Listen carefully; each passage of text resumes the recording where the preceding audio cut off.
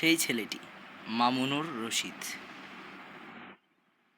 একমো দৃশ্য, গ্রামের পাশ দিয়ে যাচ্ছে সোমেন, সাবু, আরজু, সবাই গান গাইতে গাইতে স্কুলে যাচ্ছে। বেশ তারা তাদের। এক সময় হঠাৎ থেমে যায় আরজু। ওরা আরজুকে ফেলেই চলে যায়। আরজুর পায়ে ব্যথা পায়। সাবু ফিরে আসে। সাবু, কি হলো আবার? আরজু, আমি যে আর হাঁটতে পারছি না। সাবু, রোজ রোজ তোর জন্য আমি স্যারের বকুনি খেতে পারবো না।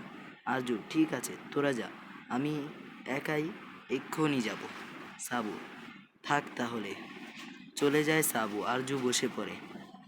ওই সময় ওই পথ দিয়ে যাচ্ছিল এক আইসক্রিমওয়ালা। আইসক্রিমওয়ালা, আইসক্রিম চাই। কি হলো আরজু মিয়া, তুমি এখানে বসে কি করছো? আরজু, কিছু না। আইসক্রিমওয়ালা, স্কুলে যাবে না? আরজু, না। আইসক্রিমওয়ালা, স্কুলে ফাঁকি দেওয়া কিন্তু খুব খারাপ। আমিও স্কুল ফাঁকি দিতাম। আমার অবস্থা দেখো, যদি লেখাপড়াটা করতাম তাহলে কি আর আইসক্রিম ফ্রি করতে হতো? যাও, স্কুলে যাও, চা, আইসক্রিম, আইসক্রিম। আরজু, ভাই শোনো, তুমি কোন দিকে যাচ্ছ? আইসক্রিমওয়ালা, আমি তো যাব ওই বাজারের দিকে, আজ স্কুলের দিকে যাব না। আইসক্রিম খাবো টিফিন পিরিয়ডের সময়।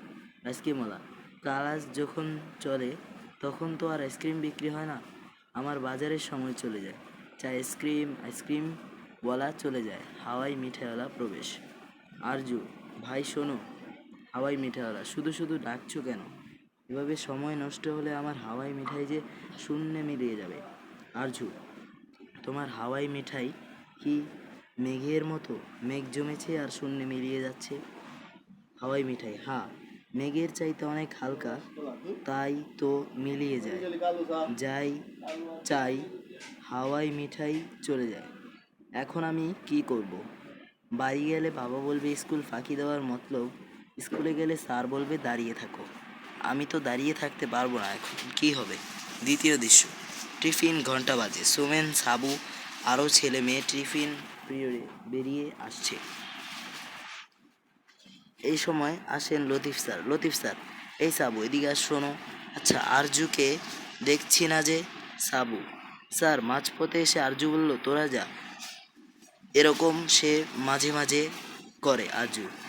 লতিফ স্যার, কিন্তু কেন? সাবু, এমনি। লতিফ স্যার, এমনি মানে ইচ্ছে করে, নাকি কোনো সমস্যা আছে ওর? সাবু, জানি না স্যার। লতিফ স্যার, আচ্ছা, এই যে সোমেন, এদিকে শোনো, তোমার কি মনে হয় আরজু কি ইচ্ছে করে স্কুল কামাই করছে? সোমেন, স্যার, ওই যে কি হয়, হঠাৎ করে বলে আমি আর যেতে পারছি না, তোরা দাঁড়া। তখন ওয়ার্নিং বেল বেজে গেছে, আর কি দাঁড়াতে পারি, তাই তো চলে আসি। সেটা ভালো না স্যার। লতিফ স্যার, কোথায় যেন একটা সমস্যা মনে হচ্ছে। মিঠু, স্যার, ওই ছেলেটার সাথে আমারও দেখা হয়েছে। লতিফ স্যার, কোথায়? ওই যে পলাশতলির আমবাগানে ওখানে বসে আছে, আমার সাথে নানান কথা। লতিফ স্যার, নানা কথা? তাহলে স্কুলে এলো না কেন?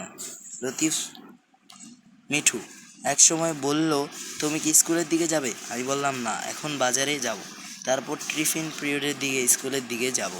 লতিফ স্যার, তাহলে তো খুবই চিন্তার কথা। আচ্ছা, ওই আমবাগে কি এখনও আছে?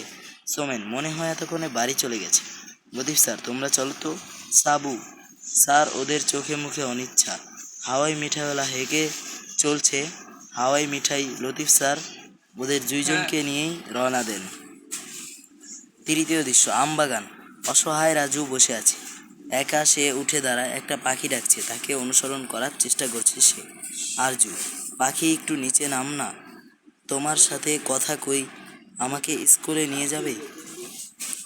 সাবু, সোমেন, ওরা কেউ নিয়ে গেল না, তুমি নিয়ে যাও না, তোমার ডানায় ভর করে চলে যাব। কি হলো, নেমে গেলে কেন? মেঘ, আমায় নিয়ে যাও না, তোমার কোলে বসে চলে যাব স্কুলে। কি বলছো, ভিজে যাব? ভিজলাম, আবার শুকিয়ে যাবে, তবু তো স্যার বুঝবেন। ছোট পাখি চন্দনা, এই যে শালিক, তোমাকে দেখতে পাচ্ছ না আমি একলা বসে আছি, আমার বুকটা ফেটে যাচ্ছে, আমার সাথে কথা বলো না। চন্দনা আমায় নিল না, মেঘ আমায় নিল না, শারিক আমার সাথে কথা বলে না। আরজু কাঁদতে থাকে। হঠাৎ উপস্থিত হয় লতিফ স্যার। লতিফ স্যার, আরজু তুমি কাঁদছো কেন? তোমার কি হয়েছে? তুমি স্কুলে যাওনি কেন? সোমেন, কাঁদছিস কেন? স্যারকে বল। আরজু কাঁদছে। লতিফ স্যার, কোনো ভয় নেই, বলো। আরজু, স্যার আমি বেশ দূর হাঁটতে পারি না, পা দুটো অবেশ হয়ে আসে। লতিফ স্যার, তোমার বাবা মাকে বলনি কেন? আরজু, বলেছি, বাবা বলেন হাঁটাহাঁটি করলেই ঠিক হয়ে যাবে। লতিফ স্যার, তোমার পা দুটো দেখি, এ তো রোগ, তোমার পা চিকন হয়ে গেছে। আরজু, মা জানে সেই ছেলেটি ছোটবেলায় কি যেন অসুখ হয়েছিল, সে থেকেই পাটা চিকন। মা বুঝে, কিন্তু কাঁদে শুধু। লতিফ স্যার, তোমরা খেয়াল করনি? সোমেন, না স্যার।